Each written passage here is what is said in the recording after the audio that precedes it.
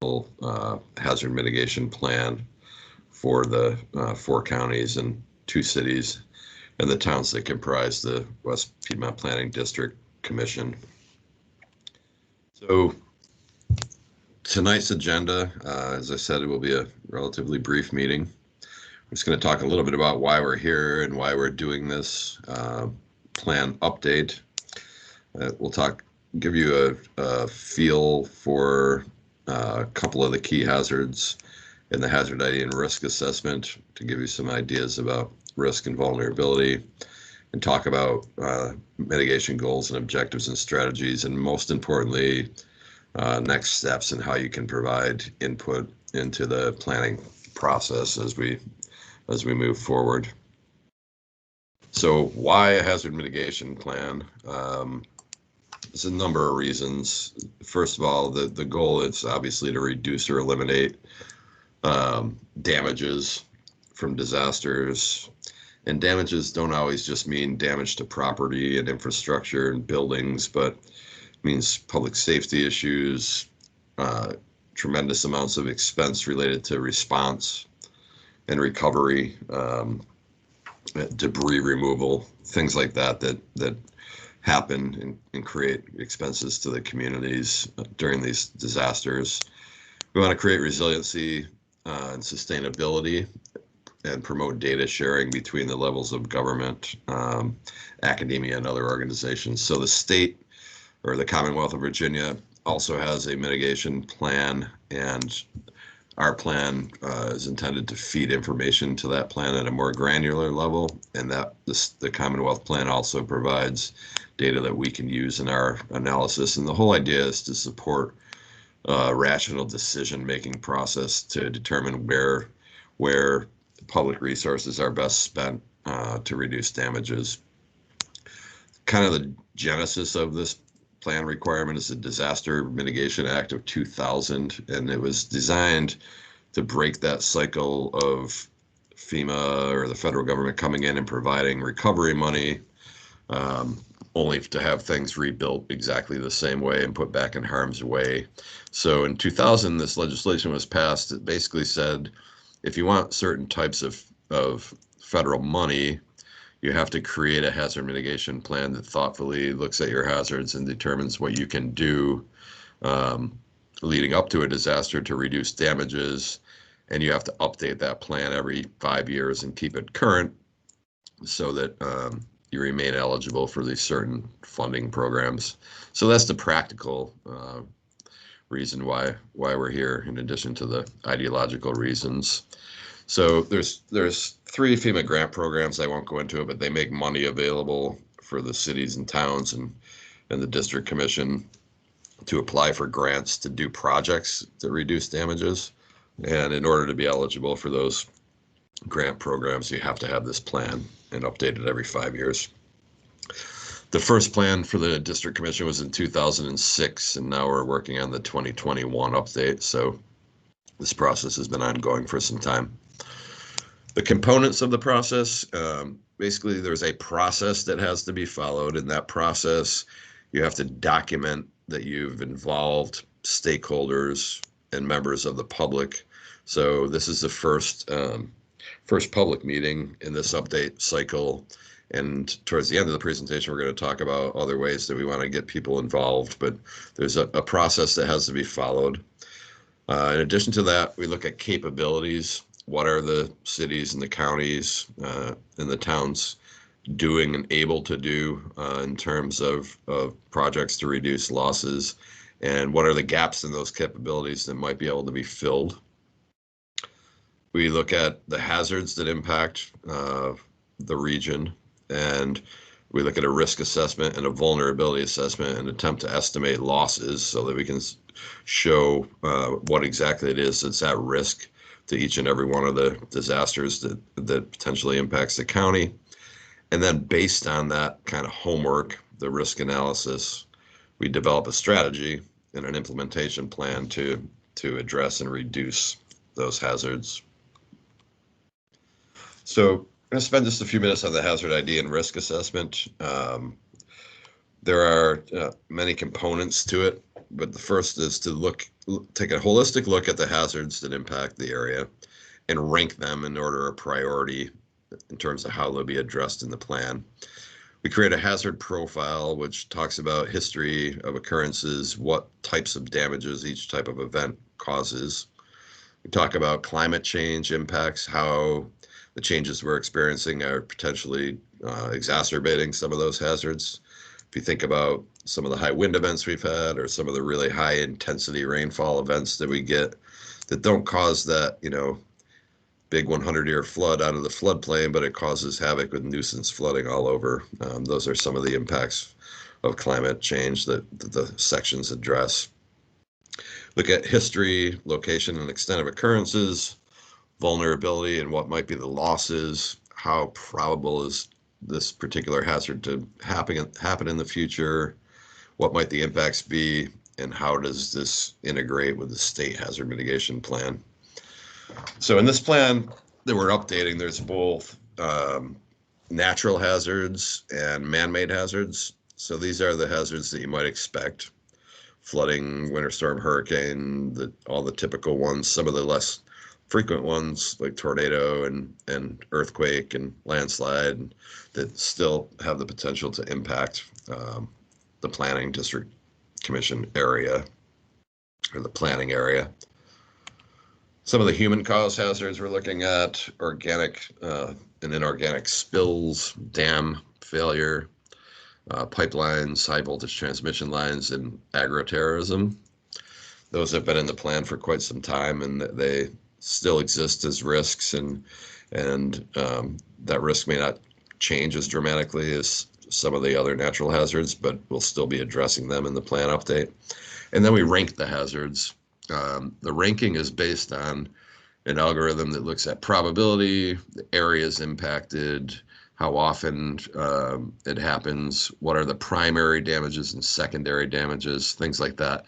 And what I mean by primary damages, that's damages to buildings, homes, people, etc. Secondary impacts are what happens if Main Street shuts down for a week and all those merchants can't conduct business. Or another secondary impact is how much is public works or public safety spending to increase resources to address the flooding. So you see the list of hazards here. You see the rankings from the 2016 plan, and then you see the priority level for the 2021 plan. And most things stayed approximately the same. We've added pluvial flooding, which is stormwater related flooding as opposed to out of the bank riverine flooding. Some of the other hazards went up just slightly. We added severe weather, which is thunder, lightning, hail, and wind from those types of events. And the tornado and earthquake hazard ranking went up slightly from the 2016 plan. This slide shows presidentially declared disasters. So typically federal funding for disasters is available after a presidential disaster declaration. And this table goes back into the 70s or 80s when they started giving these declarations. And you can see by jurisdiction and by event the number of presidentially declared disasters there have been in this particular planning region. Fairly significant for a relatively short period of history. So I showed you all the natural and man-made hazards that we're examining in this plan. In the interest of time, we essentially took a 2-hour presentation and turned it into a 20 or 30-minute presentation. So I'm only going to look at a cursory glance at flood, winter storms, hurricane winds, and tornadoes, just to give a flavor of the analysis. We're very interested in your input. At the end, we're going to talk about some instruments that we've created in order to help facilitate your input. So these next slides are not comprehensive by any stretch of the imagination, but they're just intended to give you a flavor for what we're looking at. So for flooding, one of the things we looked at in addition to that stormwater flooding and inundation that we talked about is simply the FEMA mapped flood hazard areas throughout the district in Franklin and Pennsylvania, Henry and Patrick counties, and did a quick look at what exists in those floodplains. And this is not to equate to what damages you would receive, but this is in terms of the value of real estate primarily, and what percentage of that value is exposed to these particular mapped 100-year or 500-year events. So you can see, I'll just use Henry County, $5.18 billion worth of total value on the tax roll. You can see the exposed value of all of the parcels in the floodplain, the percentage of that parcel that is actually in the floodplain, all the way over to the exposure value per, or based on those parcels. So in other words, not all parcels that touch the floodplain are entirely within the floodplain, and sometimes you could have a 50-acre piece of property in the house might be high and dry, so it's not included in the analysis. But bottom line is, out of $5.18 billion worth of exposure, Henry County has about $136 million worth of property that are, or 2.2% that's in the 100-year floodplain. So that's a significant number, and it gives you an idea of the type of problem that we're looking at. So also in this analysis, not in the presentation tonight, is loss estimates. So out of that exposure in the floodplain, what percentage of it might actually be damaged by a particular type of flooding event. So that will be available for your review very shortly. Winter storm, this is an example just of one that we looked at slightly differently. There's a database by the National Oceanic and Atmospheric Administration called it's the National Center for Environmental Information, that keeps a database only of reported damage from particular weather events. So in this particular case, and I say reported damages because it's not, for example, snow removal, all those expenses that we talked about, but this is only damage that was reported as a result of events. So annualized, if you go back to 1996, when the database started, through February 2019, where the record ends, every single year reported damages to property in the respective counties are illustrated here in the column on the left. Annualized crop damages and total annualized damages.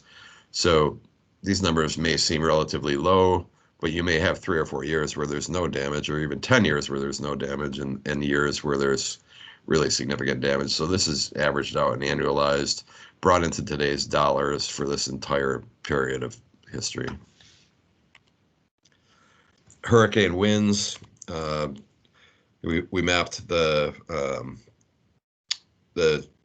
hurricanes, tropical storms, tracks through and near the area. You'll see Michael from 2018 way down here, which still had a major impact on the counties and cities. This map just shows total exposure by jurisdiction, or I'm sorry, by census tract within the jurisdictions. No surprise, there's more development in some of the more urbanized areas of the county. And then for this hazard, we ran, as we did with flood, we used a software that FEMA has produced called HAZUS MH, version 4.2, and it runs different scenarios from different return frequency hurricanes. And this is focused only on wind loss in these scenarios, and it breaks it up by buildings, contents, inventory, everything across the board, income, wages, rental losses, etc. And in the plan, there'll be numbers for the different types of hurricanes and the different scenarios. This again is annualized damage. So again, taking that lengthy history and annualizing it to say what is the overall average potential loss in any given year. And you can see the numbers down this column. So these are again, annual losses. And again, I'll emphasize that you may go 10 years with nothing but zeros, and then quickly jump up into the millions. But it gives you some kind of idea of the ramifications of these events for planning. Similarly with tornadoes, this is just some tornado history of touchdowns in the planning area. There's been a total of 22 between 1953 and 2019.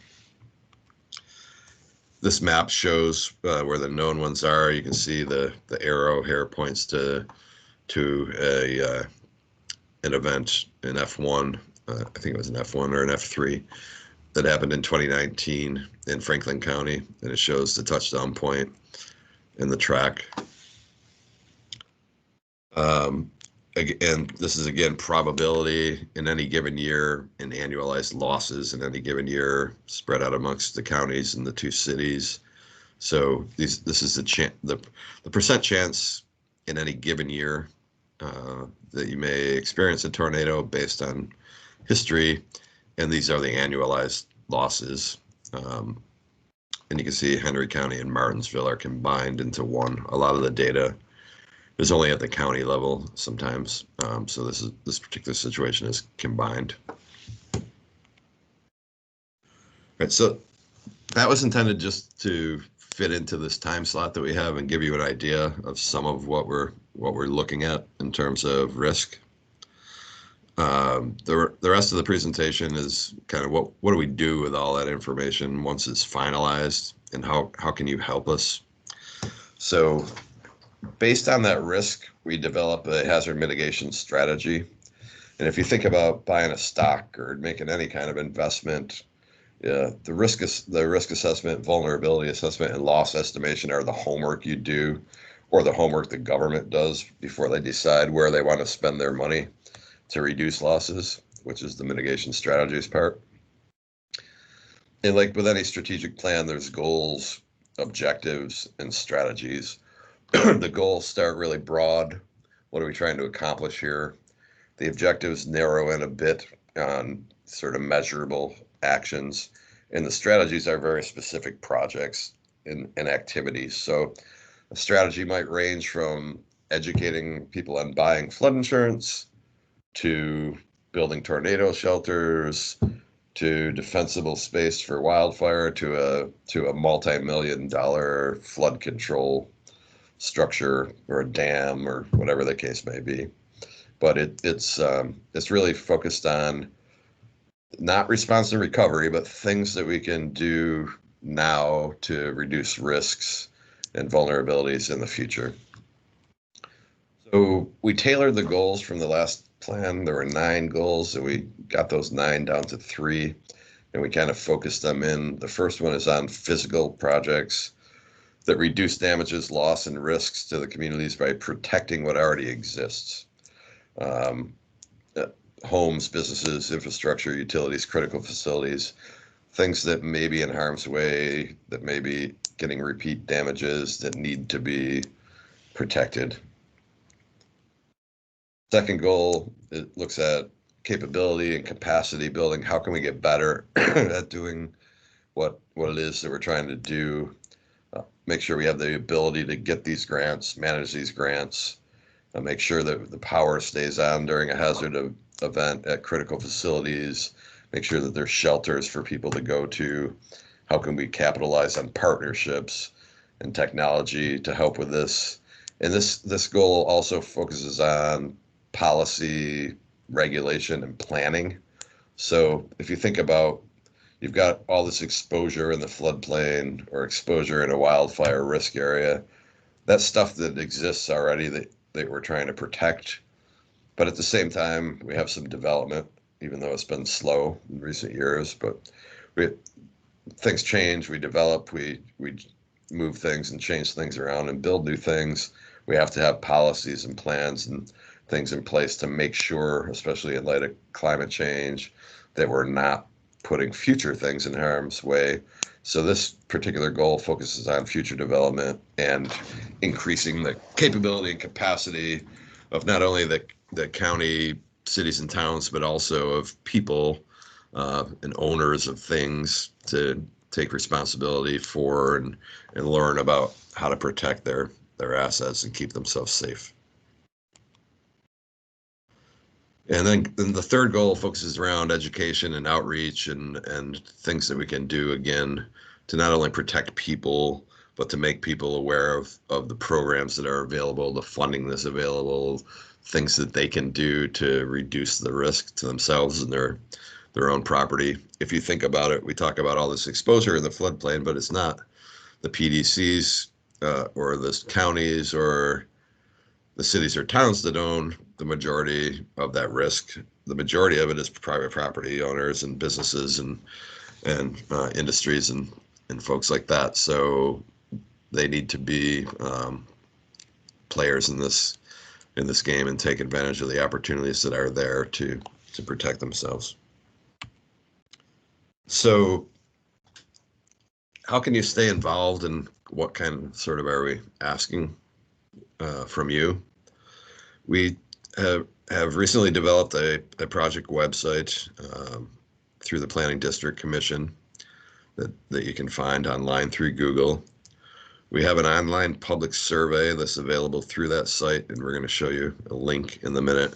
We really request that everybody, whether you're from the cities or towns or counties, or from the public or any other organization, please fill out the public survey. It's very quick, simple, online. I think there's 10 or 12 questions. We have to prove to not only the Commonwealth of Virginia, but FEMA Region 3 that we've actually had participation in this process. And it's often a challenge, particularly in the middle or hopefully the end of a pandemic, to get participation. So that survey helps supplement low attendance in meetings like this.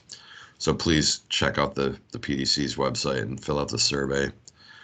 We'll have virtual public meetings like this. We will post recordings so that other people can come on and see. We will make ourselves available to talk through all the hazards I skipped tonight. We'll make sections of the plan available for interested parties, stakeholders, or the public to review.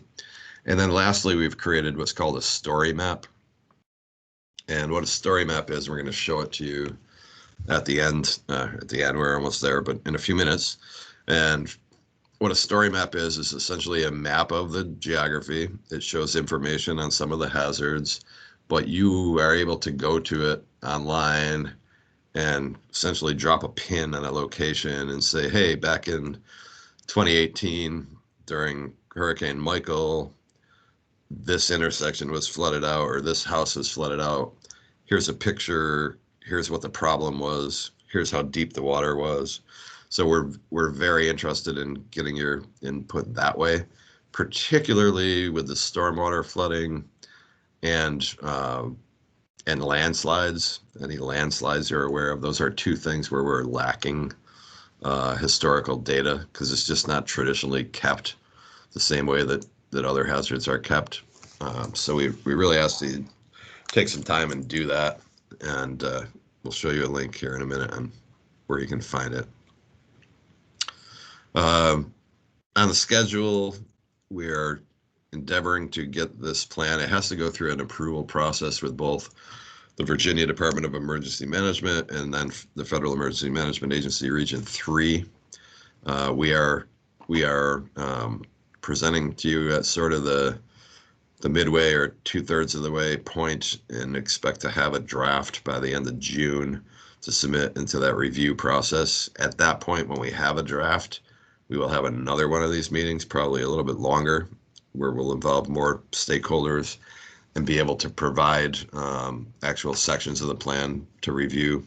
We're only weeks away from being able to do that. And then the plan goes into this review cycle. So again, next steps, please take our brief online survey. Simple as clicking on the link. Excuse me, learn more about the planning process, provide information on problem areas through the storyboard. I've got a link coming soon, but I actually think we updated that and have that available. I'm going to ask Jade, my colleague, to share it in a minute. and then stay up to date on when the next public meetings will be via the website. Also, please, if you have any questions, concerns, or desire to be more involved, please pop your email or phone number into the chat. We will reach out to you, contact you.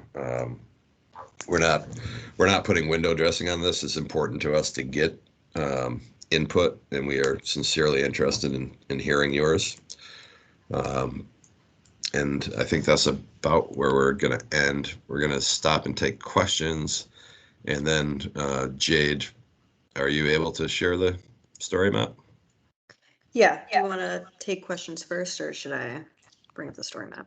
Yeah, I'm happy to take any questions that people have now. I'm just going to close out the presentation so that I can see folks.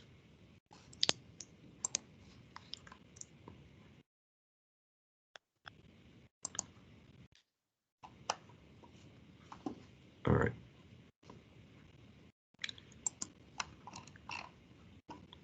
Are there any questions or comments or things that we can address?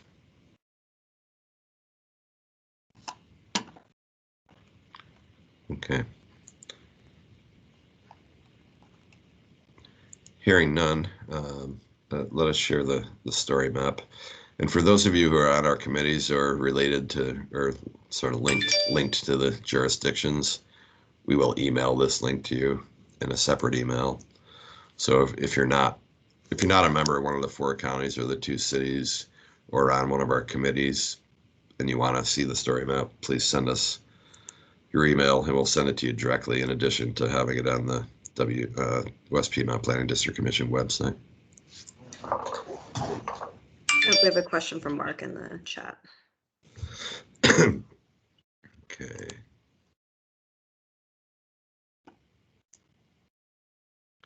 Does the plan address housing or rapid rehousing after a disaster?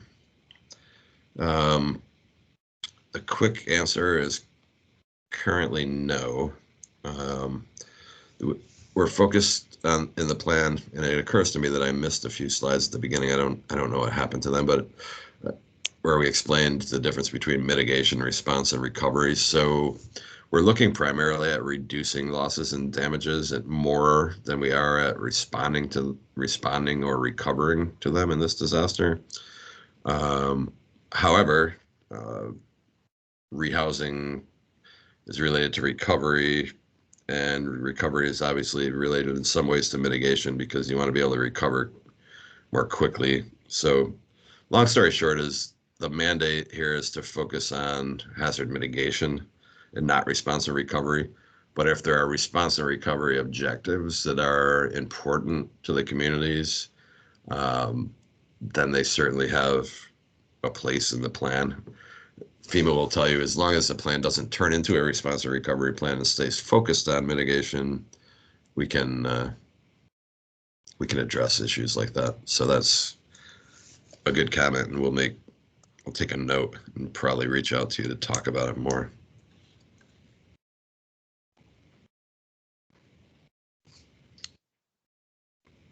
Okay, so seeing as that was the only question so far, I'm going to go ahead and share my screen so I can go over some of the public engagement pieces we were talking about. So what you're seeing, first, can you see my screen sharing? Yes. Okay, so what you're seeing right now is our website that Scott mentioned we had set up. This is functions as a hub for everything that we are doing in the project. It has all of our meeting information, some recordings, agendas, upcoming public meetings, things like that. And like we mentioned, we do have a community survey that we're trying to get as many people to take as possible. So I will show you that. So when you click on the link there, it just takes you to the intro page. It is a pretty brief survey. It should take no more than 10 minutes. And it just collects some pretty basic information just to get a read on the public's view of hazard mitigation and their awareness of some hazards and some things they would like to prioritize.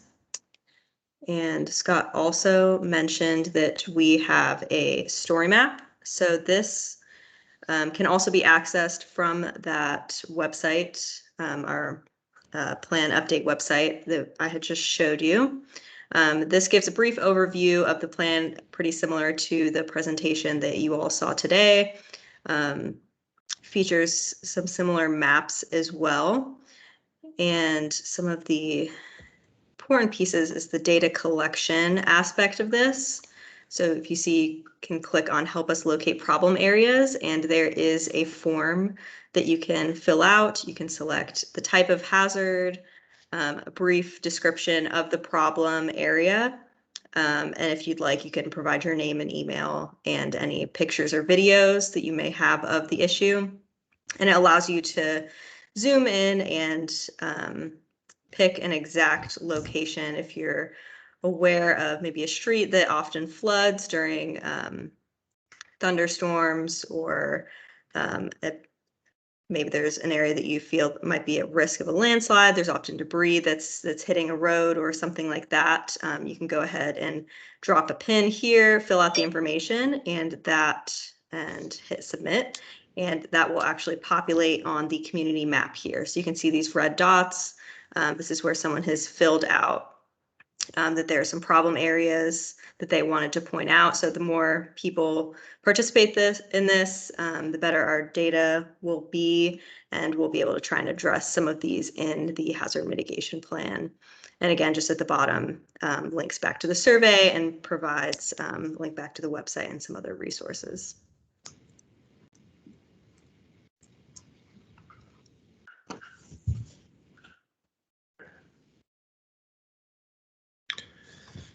Yeah, I'll just add we are looking to collect as much information as we can on troubled spots, particularly for stormwater related flooding, and we know that you've had a lot of it in the last 4 or 5 years. So, and that's without doing very expensive modeling, engineering modeling. It's difficult to capture information so that we have a mission to address that type of flooding in this plan update. And frankly, it's the one area that we're furthest behind on, and we're trying to catch up. So any information that you have on that, pictures, depth of flooding, high water marks, locations, descriptions, doesn't have to be fancy, throw it on there. If you're uncomfortable with this whole story map thing, shoot us an email and just tell us about it, and we'll add it to the story map. But the more comprehensive the data that we collect from that initiative, the better job we'll be able to do to address that particular hazard in the plan update. Similarly with landslide, I know it's not a major issue in the area, but there have been a few, particularly related to these high intensity rainfall events. So again, we don't need coordinates or anything high tech. We just need to know like general location, if you have pictures, all that type of thing. So sometimes, we can do a whole bunch of fancy analysis, and we can use HAZUS and other different tools, but a lot of times that anecdotal data with pictures and human accounts is it makes the plan better than just a whole lot of number crunching. So anything you have, we would really appreciate receiving it.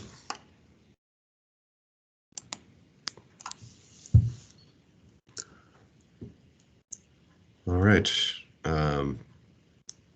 Are there any other questions? We had, there was a second part to Mark's question that I didn't notice at the beginning, but it talks about how Martinsville is currently a pilot in the ANCR project through resiliencealliance.org, and there's some overlap, and there's some overlap with the with the rehousing issue as well. So resilience takes a slightly wider lens, and it looks at all different types of things that you can do to have continuity and bounce back quickly, and also adapt and mitigate.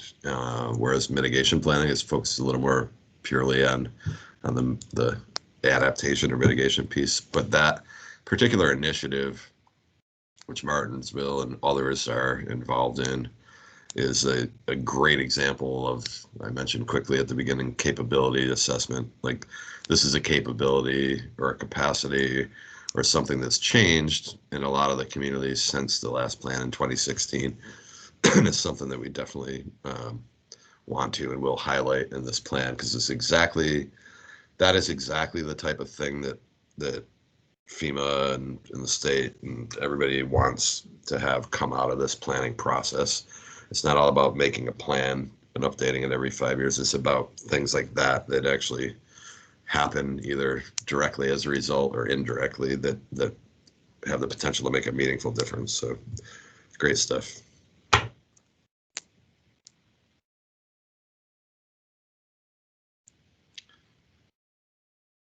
right.